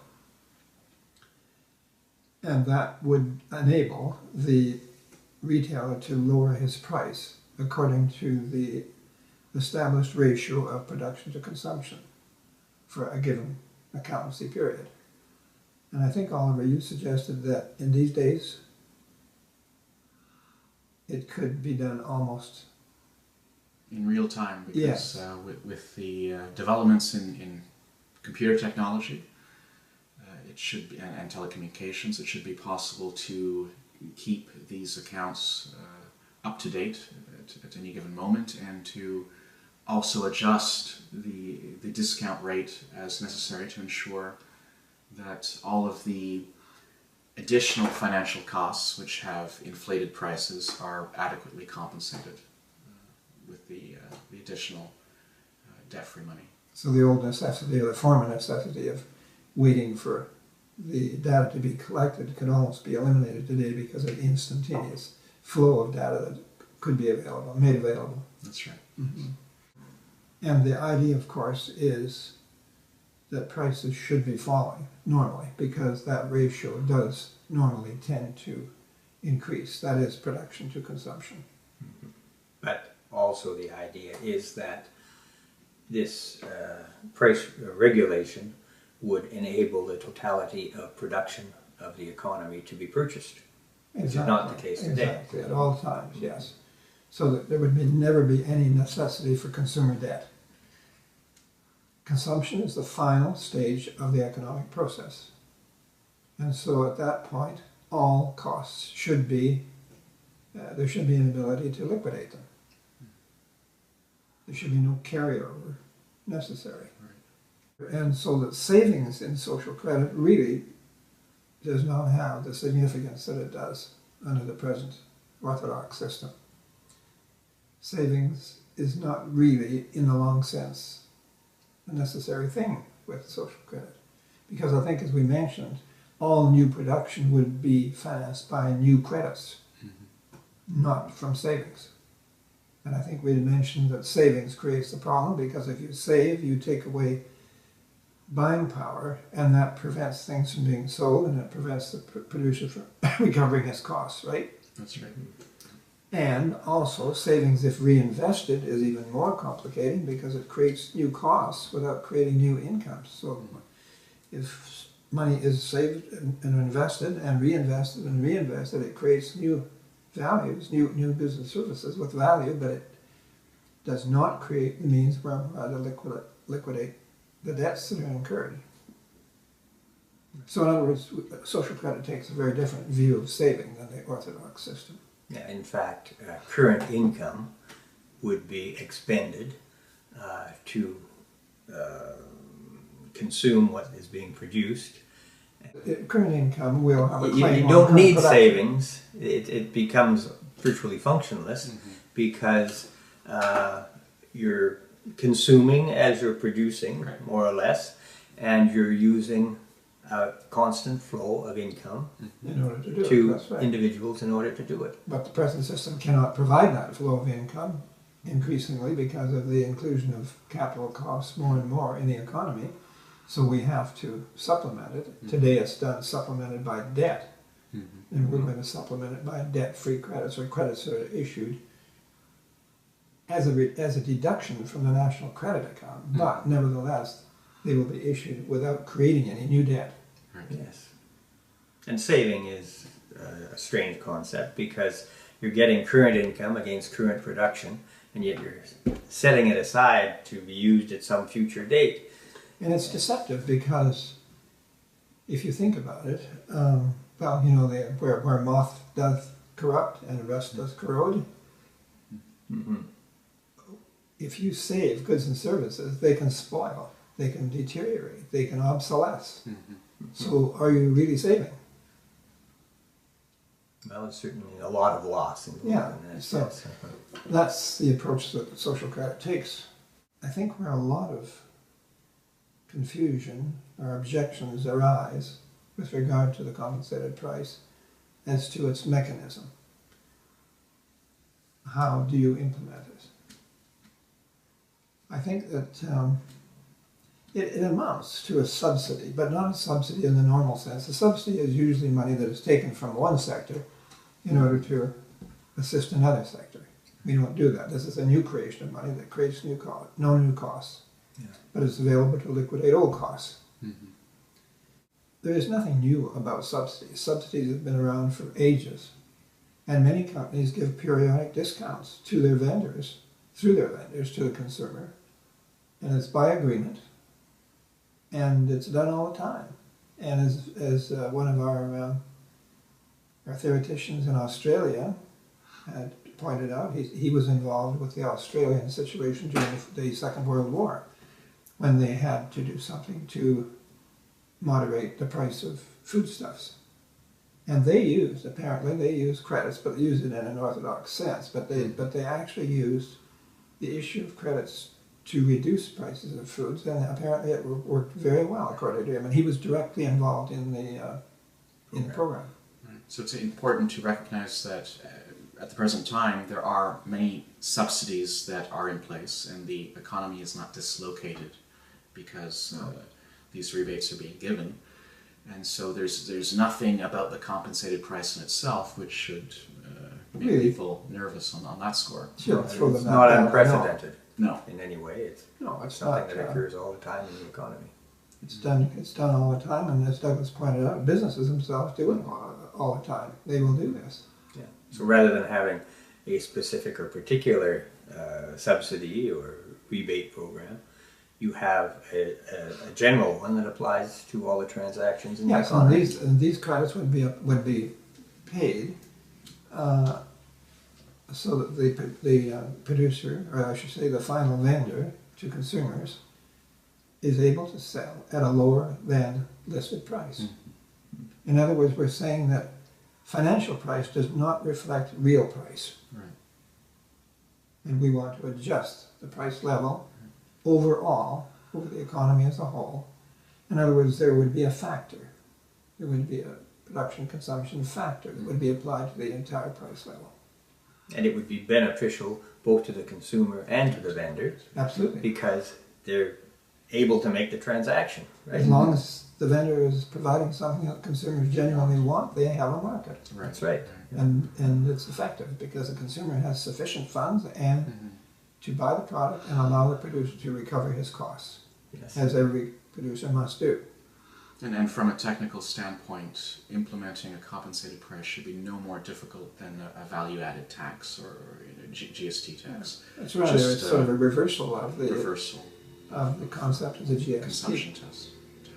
And it would be, I mean, it would be very much to in the interest of the retailer to do things properly, to keep to the agreement. Mm-hmm. Because if the idea is that it would be actually voluntary to join into the program, but no end vendor would ever do that, because obviously if his competitor is going to be able to sell 10, 20, 30, 40% less than he obviously wouldn't stay in business very long. Right. So there is a very strong incentive. Because of this, we assume that there will be a very high, if not 100%, registration for the program among retailers. Because it's obviously their advantage to belong and it's to their disadvantage not to belong. And most businesses do want to survive. That is the way that the compensated price would work. It raises questions in many people's minds because I think they don't understand the underlying theory behind it in terms of real cost. Mm-hmm. And so therefore they don't appreciate always the necessity for it. Mm-hmm. And they sometimes think it is unduly complicated, which really doesn't bear analysis because of the very frequency of which that sort of thing is already done. And if one accepts that the financial system should accurately reflect physical economic facts, Yes. then it makes complete sense that there should be a compensated price if present prices include items that are completely unnecessary and need to be offset with sufficient consumer incomes. Mm-hmm. So, And in fact, from Douglas's analysis of the deficiency of purchasing power, the compensated price is actually the essential reform. It is actually the core of Douglas's analysis and recommended remedial action. Yes, it is. And a lot of people seem to, quite a few people seem to accept the idea of a dividend. mm-hmm. But when it comes to the compensated price, they stall because they don't really understand what it's all about. I hope that we've done something to clarify that. Of course, what happens is that capital costs are incorporated into final costs, Mm-hmm. in addition to wages, salaries, and dividend, which are they're costs, but they're also income. Mm-hmm. These other costs are allocated costs, which are added but don't then generate any income in that cycle of production. And so it has been suggested, the language that has been used is that these extra costs should not be there and that they should be squeezed out of final price. Mm-hmm. Squeezed out is not a very scientific term, but they're costs which should not be there. Right. And so the compensated price would allow consumers to access production to a greater extent than at present because prices would be lower, and at the same time the retailers would obtain the money necessary to meet the capital charges. And So the no retailers' one will lose. obligations, business has to repay its bank loans, Mhm. and it has to replenish its capital reserves. And as one social credit writer pointed out, it's not hard to find out where this hidden purchasing power goes. It goes into capital reserves. Mhm. But money that is recovered by business and put into capital reserve is no longer purchasing power. It cannot be purchasing power until it is reissued for a new production with a whole new set of costs. Consumer purchasing power. Yes, of course. Much of current economic analysis is static. Is that correct? And Douglas had a dynamic analysis of the economy. I think that would be true to say because actually increasingly we cannot claim what we've already produced before we produce something else. Whereas in social credit, there would be an instantaneous, dynamic ability for the consumer immediately to absorb or to claim everything that's coming off the production line. So I think it is correct to say that social credit is a genuinely dynamic concept of economics, whereas the orthodox system is certainly delayed. It's static in a sense, yes. And if that new production, additional production did not take place, the former production could not be claimed. So it would be in a state of stasis, wouldn't it? So social credit says that the new money is necessary. It has to be created. Your typical conservative would probably say, no, you're just living beyond your means. But of course, when a conservative says that, or anyone else, other people will say it too, they are looking at the world through Financial lens, a right? financial lens. They're not looking at the real world, that's right. You cannot live beyond your physical means. You cannot drive a car that has not yet been produced. You cannot eat a crop that has not yet been grown. And so that the whole idea, it's one of those contradictions in the Orthodox view, that you can live beyond your means. That's quite impossible. And money is an artifice. It is something we have invented as an artifice above reality. So you cannot realistically talk about living beyond your means. If you're doing that, it means you're spending more money than you're getting in, but it has no relationship to the actual availability of goods and services. And similarly, Douglas wrote an article on the fallacy of a balanced budget. Virtually everyone today probably gives lip service to the idea of a balanced budget. They give lip service because it's almost impossible to achieve under the current financial rules. Well, That's what you has mean. it ever occurred since 1694 with the establishment of the Bank of England on a continuous basis? And if governments do balance their budget, by unbalancing their budget, they inject purchasing power into the economy.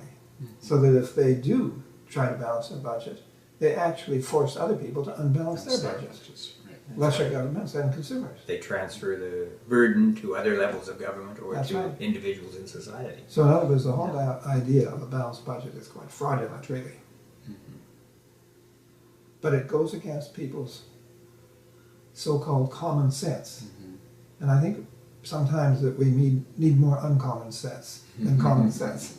Well, they think of their own need to balance their personal budget, but And they there's a transpose need for a constant infusion of fresh money into the economy. as a whole. So how is that going to be accomplished if you're functioning on this concept of balancing the budget? There's no room for the infusion, right? Under the The present, economy is growing. You have to have a growing supply of money in order to facilitate its operation. that's quite true.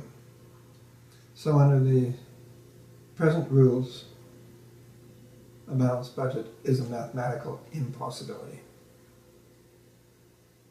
Simply because costs and prices are growing more rapidly than incomes. And if you're going to carry on as a society, you have to do something in order to fill that gap. Right. If we attempted to balance all our budgets, the economy would collapse essentially. That's right. So It's interesting to note, too, that John Maynard Keynes, his idea, as it's put forward, is that the economy gets out of balance. You have booms and busts and so on. And that in a recessionary period, you should have more government spending. And in an inflationary period, you should have perhaps taxation in order to reduce the amount of purchasing power.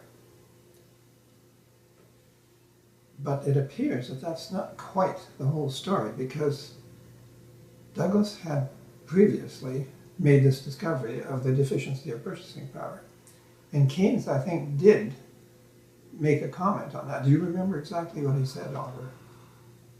It's a footnote in the theory of money and The general theory of general theory of, yeah, I forget the title of that Keynesian book, but it's in a footnote. It's not that Well, I'm not. There may even be more there. I'm not sure.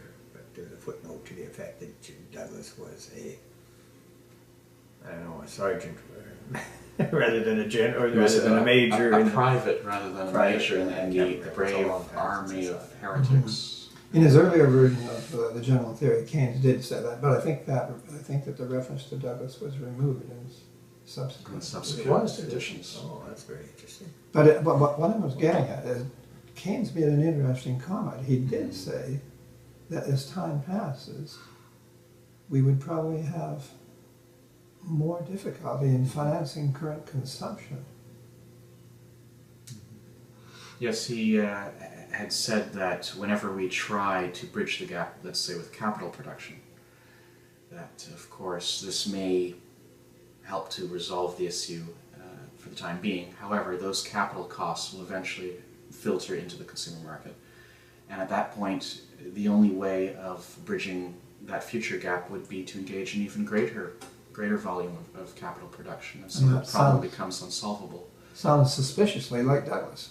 Yes. Yet, and some people feel that he may indeed have actually plagiarized Douglas without admitting it. He didn't propose the same remedial measures. No. however. Mhm. He His proposed it, remedial measures involved central control of and the debt. economy. He didn't give any alternative to debt. Money being issued as debt. So that's quite an interesting little aspect of the whole situation too. So in a sense, there is some perhaps validity to the criticism that some people have made that Douglas and Keynes were on the same wavelength. But of course it's not true, No. because Douglas's approach to the solution is very different than Keynes. Keynes was an inflationary Mhm. approach because it allowed only for expansion through debt. And Douglas said that it is possible to issue money to reduce prices. In other words, you can have an expansion of money which can actually reduce prices. And we've just discussed that in our discussion of the compensated price. So we don't believe in the quantity theory of money as it relates to price. We believe there's a lower level of price which you cannot go beyond without causing bankruptcy. There is no limit to the upper price. Mhm. But social credit doesn't approach things from that angle. Social credit approaches things from an accountancy perspective, not from a pricing perspective. Is that correct to say? Yes. A cost accountancy. The important thing is that costs are covered and that businesses that do deliver what consumers want are able to make a reasonable profit. But certainly we don't want in any way to encourage private businesses to take advantage of the weakness or vulnerability of consumers. And we should point out that with adequate or sufficient consumer income, it should become a lot more difficult for that to occur. Mm-hmm. And I believe Douglas said that price making and credit issue are one aspect of the same thing. Mm-hmm. Are two aspects of the same Same thing. Right. And that the two have to be married. Right. Or- They have to be integrated so that any additional money that you put in the system is not going to be inflationary. Right. So when people talk about social credit as having the potential for inflation, it's entirely wrong, because in fact social credit stands very strongly for falling prices. Right. It's anti-inflationary. Absolutely. And that, of course, was one of the points that one Gary North, representing the libertarian critics, attempted to make in a book that he wrote. But he was completely, either didn't understand the situation or did not represent it as it is at all. So, Is there anything else? what is the implication of social credit for the future of mankind? Well, Douglas certainly If indicated people, that the become- future of not instituting social credit would have very grave implications for the future of civilization itself. And that may sound like a rather, An exaggerated claim, but But- it's not really when you look at it. when you think about the stresses and strains that we have and the physical means we have of waging war in the modern era, it probably isn't fantastic at all. And In terms of destructive power, radioactive pollution, Potential for warfare. exactly. And I think Douglas made it very clear in his final chapter of The Monopoly of Credit, which he issued in 1951, the year prior to his death, that the final chapter was entitled The Causes of War. Mm-hmm. And I think he made it quite clear that a continuation of this highly, increasingly competitive international trade war can only result in increasing actual physical wars, which is, been war constantly ever since, right? and that final chapter was actually broadcast on the BBC, and it is actually available as a YouTube program on the internet. And you can hear Douglas speaking himself. It's the only recorded talk that we have of Douglas. We were able to get it from the BBC before they purged their files. There's another very important, it was a debate between C.H. Douglas and Professor Robertson. Mm-hmm. It would have been marvelous to have that, but we weren't able to retrieve it before the BBC had purged it from their collection of tapes. And in those days, people didn't have personal means of recording like they do today, so I doubt if there's anyone in the world who could have that recorded. I should mention, too, that Victor Bridger from Australia, I think we mentioned him before, he had worked for the Australian government in wartime pricing and so on, and he actually compiled a considerably collection of critiques of the A plus B theorem. Mm-hmm. In other words, Douglas's formal statement of his position, describing the defect in the price system. Quite a number of critics, actually, that Mr. Bridger actually dealt with, and he gave an answer to these various critics. And I think it's called the A dollars plus B dollars and all that. So that would be a very good source for students who want to see some of the social credit rebuttals to the criticisms that have been made. And where would they locate that document and other documents dealing with social credit? I'm not too sure right now. It may be in Australia with the allure.org. Australian League of Rights. Yes, the Australian League of Rights. There are other blogs that are either, in effect, there's another one that has been established in Australia. It's sort of a virtual university for social credit. And I would imagine that they would have that book in their files too.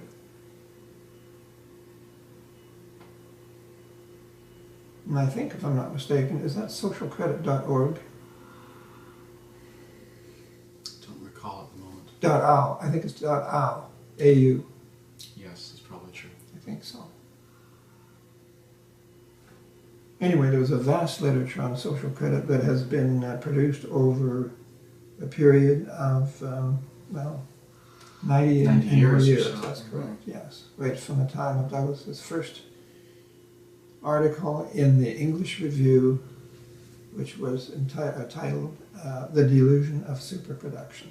And it was in that article that he predicted that we would have to engage in an incredible expansion of production merely to facilitate the absorption of past production. Mm-hmm. And that it would be to drive the world to disastrous end. to destructive limits of production. Mm-hmm. Social credit had an enormous period of growth during the interwar period. during the 30s especially. It had made beachheads in Europe. It was in Japan. Douglas's books were pirated widely in Japan. We have, even in France, I have a book written by a French author, in French, on social credit. So it's not known, but the thing of it is, there was a censorship put on social credit by the established media. And Douglas was advised by someone within that particular medium, or media, or whatever you call it, that the word had gone out that this was not to be discussed. If it had to be discussed, it would be minimalized Or distorted. or distorted. But preferably, it would not be discussed at all, and it was never to be debated. The Second World War came along. Of course, that was caused a hiatus in the social credit movement because the efforts to fight the war were a priority. And there was a generation or so that didn't get exposed to social credit. And so that now, in the year 2014, we're going through the process of reintroducing social credit to people. And of course, the internet has been a great boon in that respect. Something we didn't have during that period when it was being censored by the regular media. It's difficult to censor things these days. And why would the media be censoring in that way? Douglas said that finance and the media are concentric. In other words, the media is controlled by finance. Yes. Every business has to have access to finance, Right. and it depends upon that access for its survival, and it is the banking system as a whole that provides that credit. And So- the banking system has no interest in advancing the cause of social credit. The present financial system grew according to the benefit or perceived advantage of the people who were Running it. running it. And it wasn't designed as a system that was supposed to be necessarily socially beneficial. Now, what we'll say about the present system, it has been effective to a considerable extent in promoting production, albeit the wrong kind of production. But it has been grossly defective in affecting distribution of final product. Right. And Douglas made it clear that he felt that given an opportunity, supported by adequate consumer market, that the productive system would look after itself quite well. You don't have to worry too much about it. It's quite capable.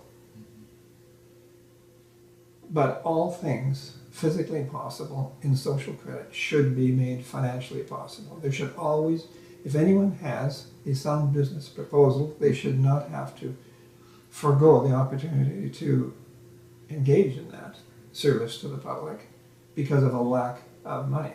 All new production should be financed by new credits. And you don't have to nationalize the banking system to do that. In fact, Douglas was strongly opposed to nationalization. He said if you do that, you'll put the banking system in an even more impregnable position.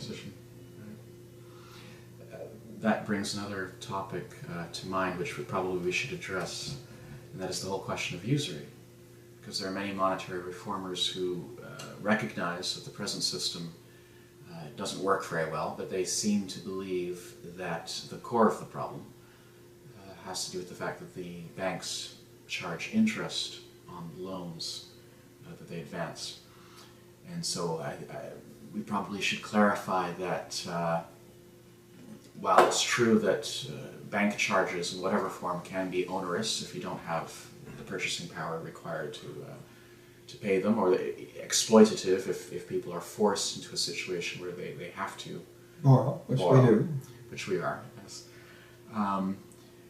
That is not the core of the defect in the financial system which Douglas drew attention to.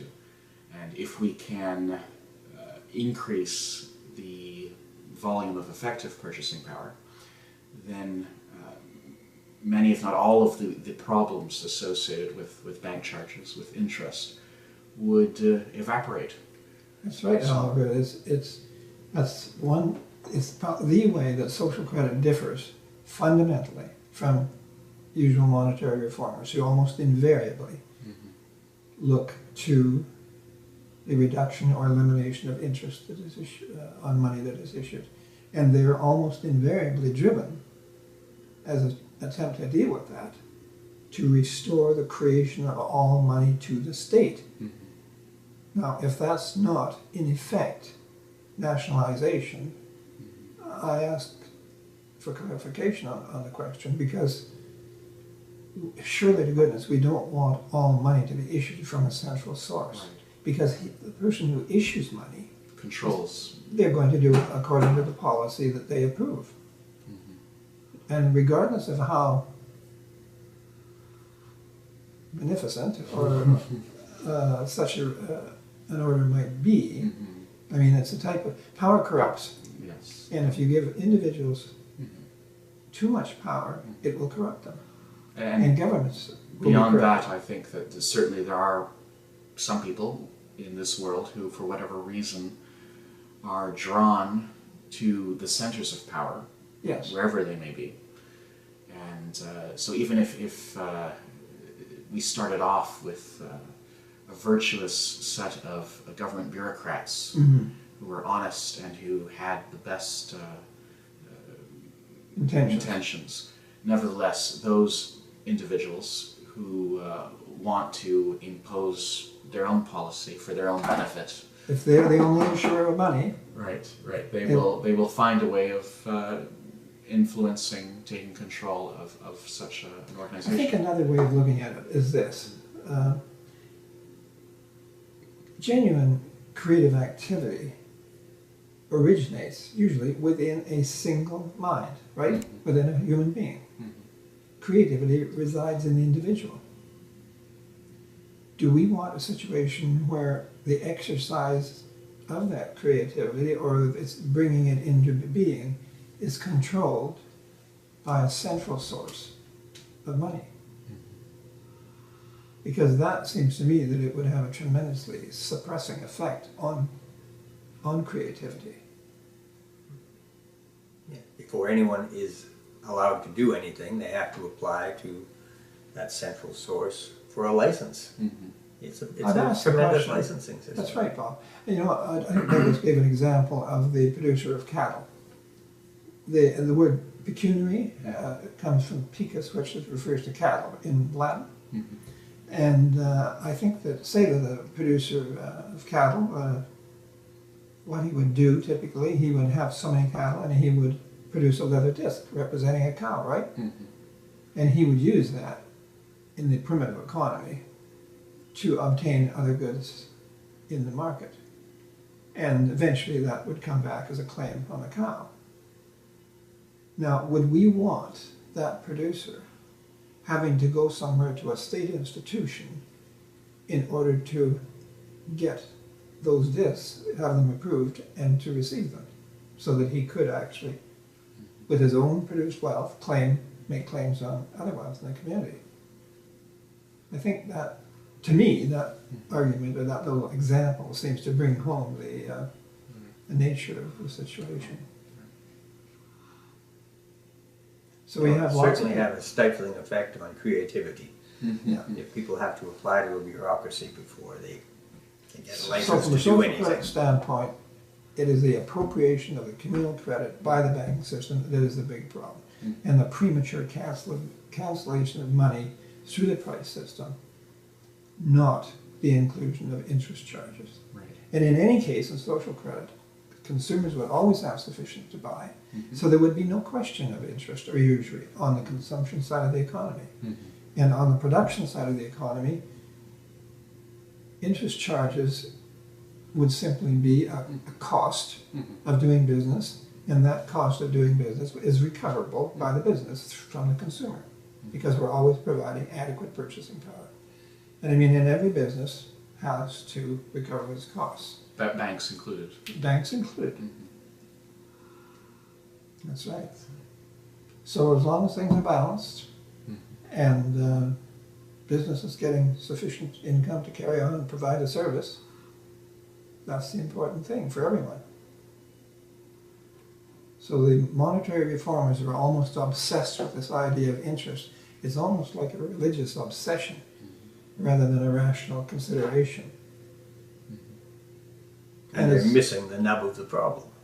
They are Right. missing the nub of the problem. They would rather forego our inheritance and get rid of interest, which they identify as the bête noire, the black beast of economics. And in so doing, submit to centralized control of credit.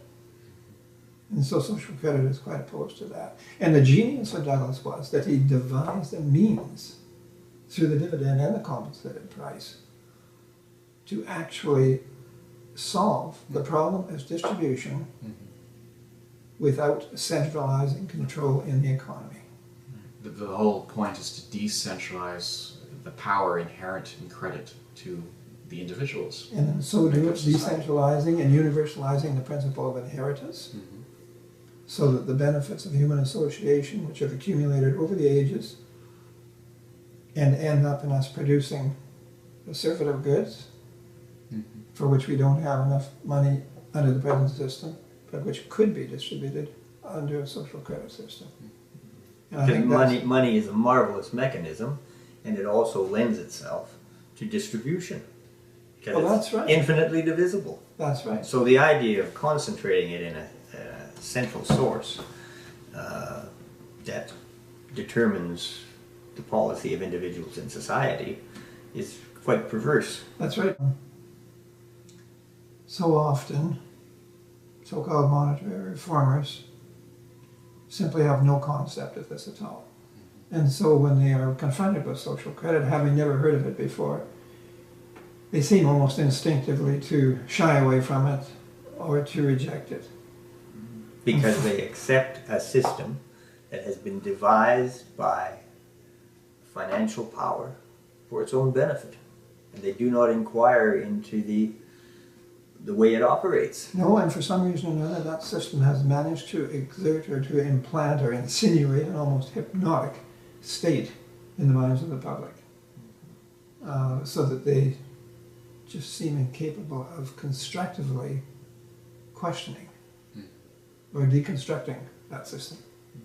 And it has, over the years, covered all the bases of possible opposition to it, including, I believe, the invention of the lottery system by the government in order to diffuse what should be a growing dissatisfaction by providing everybody who buys a lottery ticket with the thought that perhaps next week they will escape the clutches of that system. They above everyone else. Brilliant psychological ploy. Yeah, but it appeals to the insecurity and selfishness That's right. in the human personality.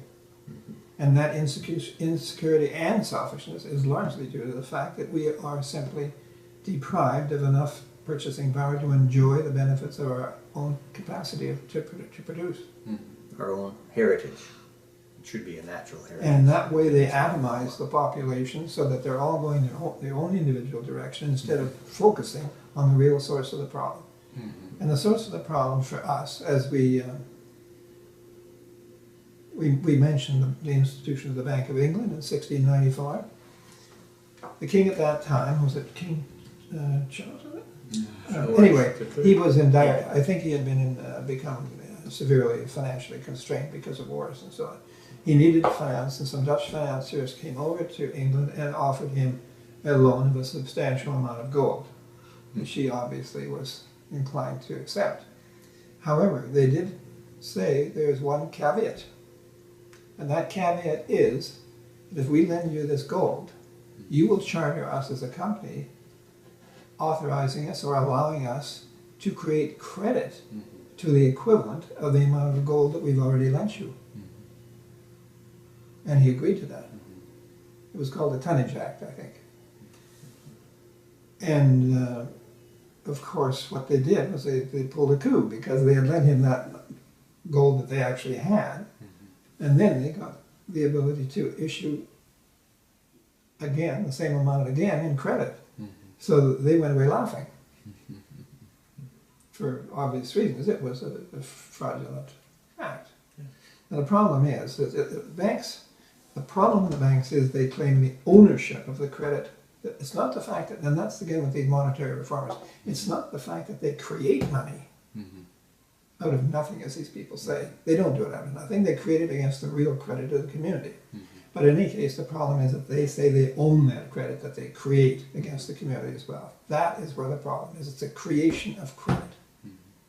It's not the fact that they create the credit. It's the fact that they falsely claim the ownership of the credit that they lend. And there's a vast difference in the two positions. Some In people, fact, the credit that they've created has allowed virtually everything that we see around us to exist. to actually It has been a great boom to society. The only trouble is that it's been created at the cost of this irredeemable, unrepayable debt that is correct. carries on into the future forever. That's right. And as a consequence, as we've said before, it's distorted, skewed the nature of production into undesirable paths and wasted an enormous amount of human energy. We have no conception of the potential we have for a leisured and civilized life. I don't think people can even conceive of it. When you consider the enormous waste and destruction that has gone into 2 world wars in the last century, that has gone into continuing wars, if all that effort, which is totally unnecessary, were directed toward beneficial production or just plain leisure, can you imagine the type of life that we could have on this earth?